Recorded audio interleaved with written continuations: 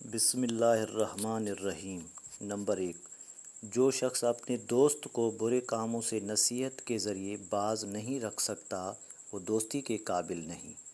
Number 2، جو شخص خدا کی اطاعت کرتا ہے اسے دوست رکھو، کیونکہ صالح شخص کو دوست رکھنا حق تعالیٰ کو دوست رکھنا ہے۔